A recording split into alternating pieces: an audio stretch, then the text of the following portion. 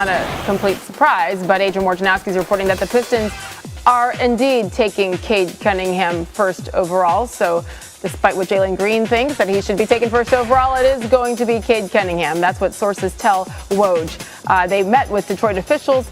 Detroit officials met with Cunningham in New York yesterday. Jalen Rose, I'm David Jacoby. We are Jalen and Jacoby. What exactly is it that we do? Give the people what they want. Aaron Rodgers had some choice words for the Green Bay Packers organization. We will play that for you soon, but we start with tonight's festivities, 8 p.m. on ABC. I'm excited. Your Detroit Pistons have the number one pick in the NBA draft. The consensus number one pick seems to be Cade Cunningham, Jalen Rose. At 8 p.m. on ABC, will your Pistons change their franchise by picking Cade Cunningham? Detroit, stand up, 313, it's our turn. You just saw me and Bark Scott walk through the hallway. There's a level of enthusiasm that we got the number one. There is. And there's a consensus player. His name is Cade Cunningham. He has the maturity. He's clutch. He's going to be a terrific teammate and a go-to guy, a face of the franchise caliber player, David Jacoby. So yes, I'm enthusiastic. That's why I needed a wheatgrass shot, because this is going to be a long, enthusiastic day. He's such a great NBA prospect. He can score at all levels. He can create for teammates. He can defend. He's long. He's a prototype NBA wing. He's got a mid-range shot. He's got a three-point shot. He finished at the rim. High free throw percentage. I love everything about Cade Cunningham. Everything about Cade Cunningham. But Mr. Rose, What up, though? he's not the only exciting draft. No. He's not the only exciting prospect. No. Could you see the Pistons maybe trading back and getting an Evan Mobley or a Jalen Green or a Suggs or a Kuminga? Do you think they will keep their number one pick and pick It's your Cade? professional duties to keep working them phones like this. You working the phone, you hearing other teams calling you, like Drew Holiday went for how many picks? Like Paul George went for how many picks? So you listening to see what's out there. One thing that's great about the Pistons is when sometimes you can draft for need, and they need everybody. They need every position. They need every single position, and Cade does fit into what they do. They drafted a couple guards last year. Cade's a wing. They've got Jeremy Grant up front. I love this. I love this for the Pistons. They need something like this, because let's be honest, they've been the 8th seed a couple times, but they haven't really threatened in the playoffs for decades. Well, here's the thing about the Pistons. There aren't many organizations in the history of the NBA to have 3 championships.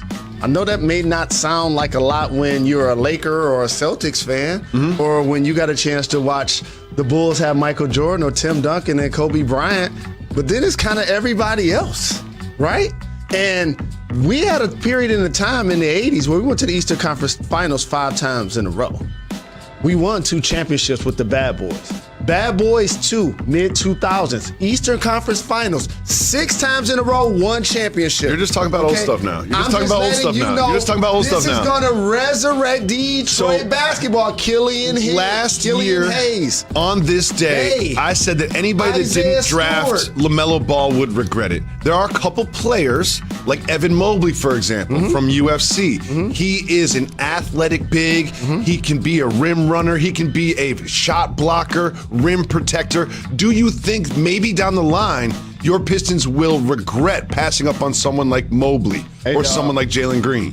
When I look in the mirror, and Cade Cunningham moves to me like Jason Tatum, but when I look at this young fella right here, moves like Chris Bosh. You know, Looks I like played Chris with him Bosh. young in his career, right? Yep. Shot that 3 ball, block shots, can guard out on the perimeter. This is change ends of the floor.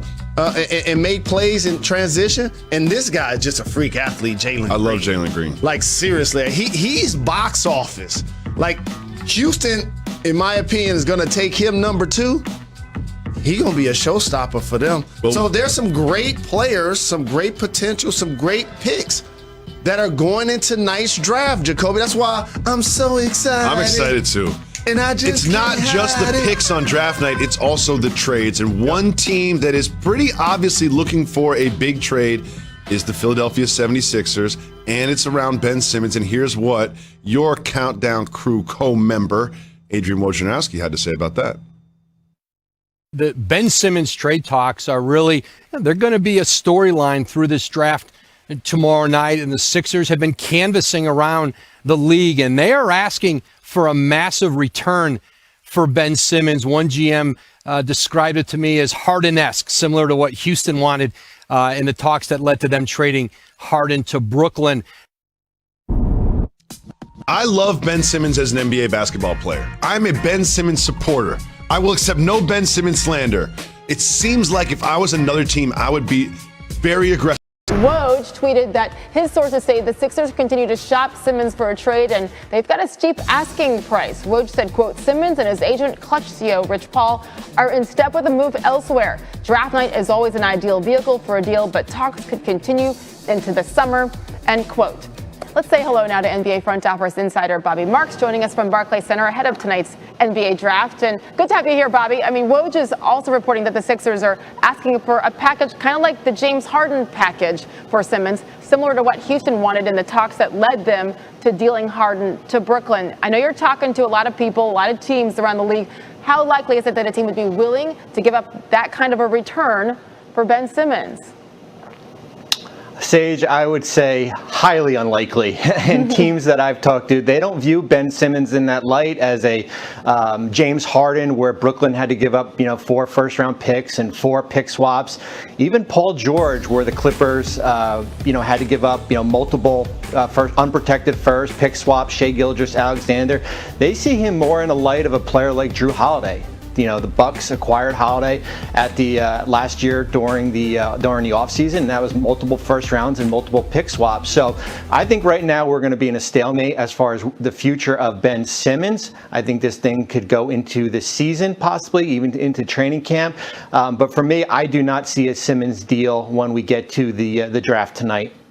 Okay, yeah, that news really not that surprising to too many people, I don't think, especially considering how inconsistent Ben Simmons has been, especially in crunch time.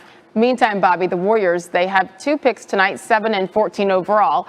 So if you're Bob Myers, the Golden State GM, what factors are you considering with those 2 picks?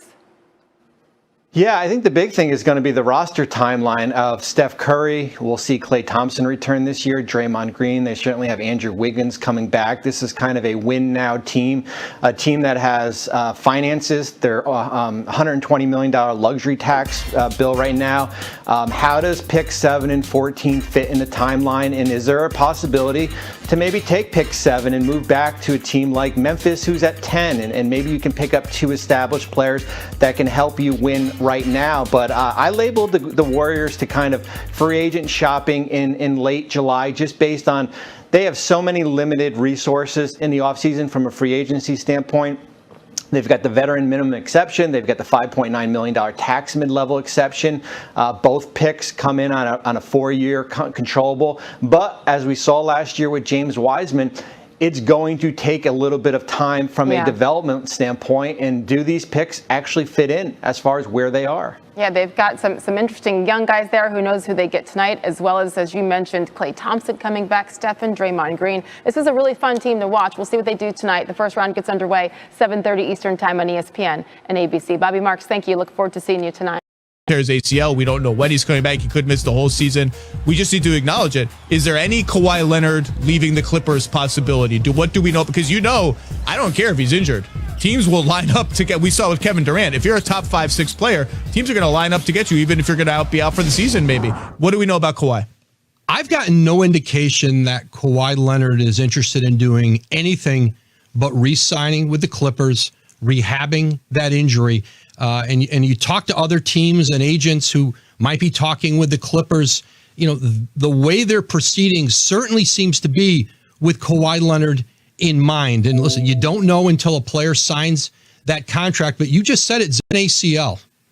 And there's an expectation that he could miss next season. You tear your ACL in the playoffs, especially in a season where we're pushed up against next season a month later, like they can't assume he will be on the court next year, so they've got to proceed accordingly here in free agency and at the draft with their own players. But I don't have any sense that he plans to do anything but to continue forward with Paul George and that group. So if it's status quo in LA with Kawhi, and the current intel best we have is it's going to be status quo with Damian Lillard in Portland for a while. I don't think that deal, as of now, that doesn't appear to be something that's happening this offseason.